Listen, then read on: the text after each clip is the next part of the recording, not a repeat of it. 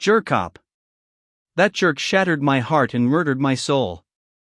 And it wasn't just her, the policeman imposters in brown, white and red, aka the Jerkops, blue and black are the true police soldiers, also seriously indented the impression that virginette is for virgins, not lovers. A Jerkop is a mall security guard, police officer, or prison guard. The word itself is a portmanteau of jerk and cop. Female Jerkops are sometimes called Janecops.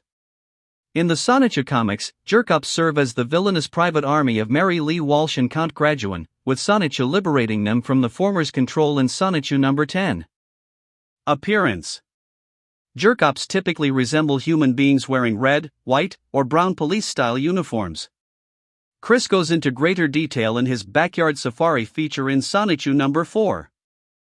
Let's look at one on this illustration.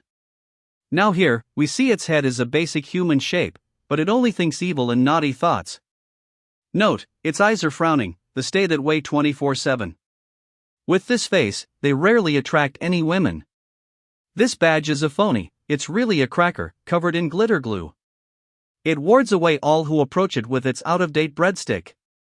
They wear basic black pants to cover their agile, yet ugly legs, vians, hair, and sores. Oh my. Some, not all, wear a black goof to cover the spot where one finger fell off as it grew up. They wear brown shoes, because they are ashamed of their sausage feet. When attacked by one, you can take it down easily by kicking it here, in the sourdough area. A real American hero. Rank-and-file Jerkops are depicted in an even simpler fashion than the other background characters in the CWCki comics. Their legs are often held tightly together, as if they move via tiny wheels on the undersides of their feet. They have plain, curved, vase-like white bodies. Their female counterparts, Janecops, look about the same, except for their prominent breasts and neck-length hairstyles. Chris would later elaborate on the Jerkop uniforms on the Wikipedia. White uniforms were for low-class Jerkops, such as new recruits. Red uniforms were for an intermediate rank, possessing good amount of experiences in combat skills. Finally, brown uniforms were for the highest class, including Jerkifs and Jerkop Daytonsen such as Baggett. Mecha Jerkops.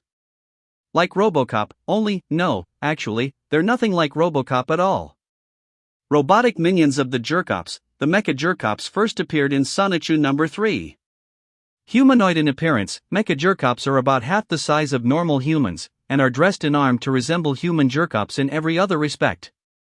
Because of this, and Chris's inconsistent depiction of scale and perspective, it is difficult to distinguish Mecha Jerkops from their organic counterparts, and they may have appeared in subsequent issues without being named. In sub-episode 4, McAttack Part 1, B-Manajerk explains that the Jerkif informed him of Chris and his love quest. To help the Manajerks at Malwart defeat Chris, the Jerkif sent a pair of Mecha Jerkops to help the B-Manajerk and his partner, the married Saner comic. Before the Mecha Jerkops could act, however, they were cut down by the Sword of Darkbind Sonichu, who had come to help Chris battle the Manajerks. Police? And so, I urge you the citizens of Quickville to remember, with the police, only black and blue are true, all other colors are vice. Chris displays his irrational hatred of the Vice Squad, CWCki number 5, page 28. While a common misconception holds that Chris essentially delivered a verbose F the police through the Jerkop characters, he clarified in CWCki number 5 that brown, mall security, is wrong, while more common black and blue, police officers, are true and honest.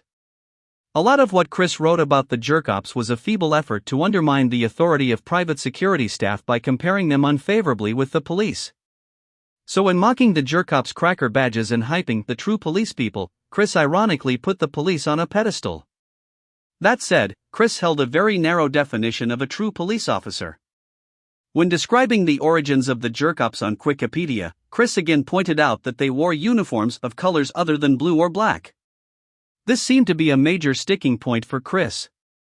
As far as he was concerned, the color of a cop's uniform provided the sole signifier of his authority, even though many police officers wear brown or white uniforms, or plain clothes when undercover, whether Chris approves or not.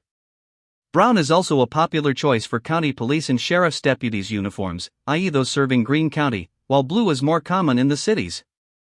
Whatever he was wearing at the time, Marcus Baggett was definitely a real police officer when he arrested Chris in 2004. Nevertheless, Chris still lumped him into the same category as all the security guards who gave him a hard time. So, according to Chris's earlier outlook, cops are only okay as long as they wear blue and black and they don't try to arrest him for breaking the law. Subsequent to the events of October 28, 2011, these distinctions are moot. Chris now hates and fears all security guards or police officers regardless of their uniforms or the source of their authority. In a Facebook status update from January 2012, made during an attempt to trawl the Fashion Square Mall for sweethearts, he states, "After October 28, 2011, I know of total disrespect and miscontent of the so-called officers of the badge. However, when he got arrested in August 2021, he uncharacteristically complied with officers, albeit on the advice of the CWCki, and openly invoking the dimensional merge as he did so, suggesting it may not be so much that his antipathy towards the Jerkops has abated within the past several years, but that he instead opts for descent into fantasy to live in denial that he could ever be deserving of legal scrutiny." That being said, in late May 2024, when he caught a Kiwi Farms user's car approaching his house on security camera, he threatened to report any future stalkers to the authorities using footage as proof. You need not guess why he would suddenly decide the law isn't all villainous. Police in Sonichu. While Quickville has a police department in Sonichu, they rarely ever appear, except to support Chris in Sonichu while they defend the city instead.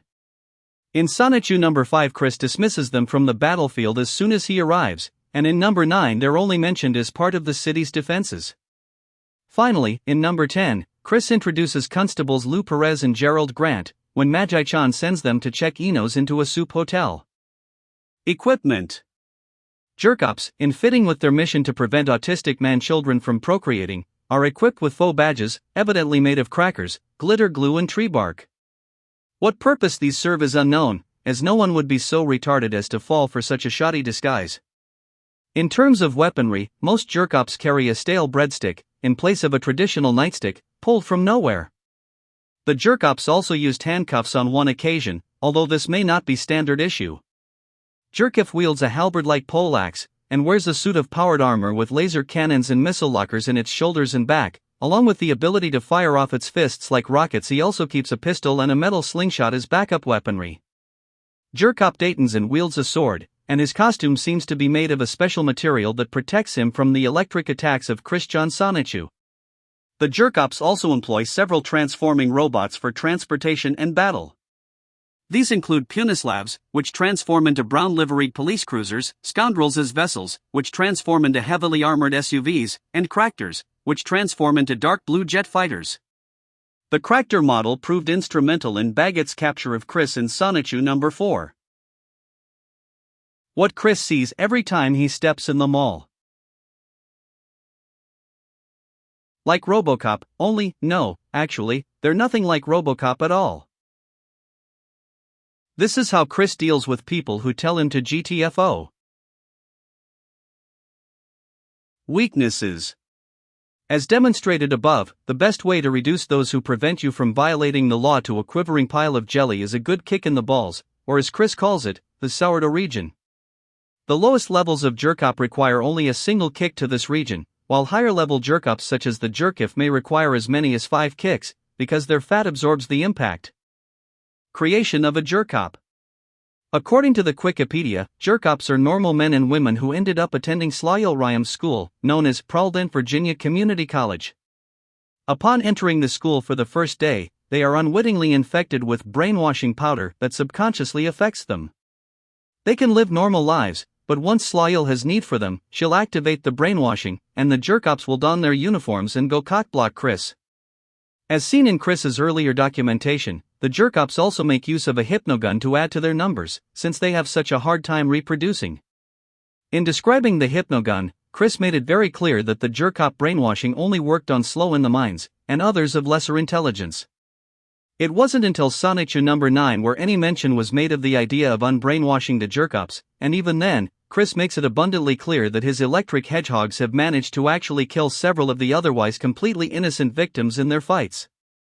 Whatever the previous method of unbrainwashing the Jerkops that Sonichu and company managed not to outright murder, it becomes a moot point in Sonichu number 10, when Ultra Sonichu uses his nigh omnipotence to supposedly cure all Jerkops everywhere forever.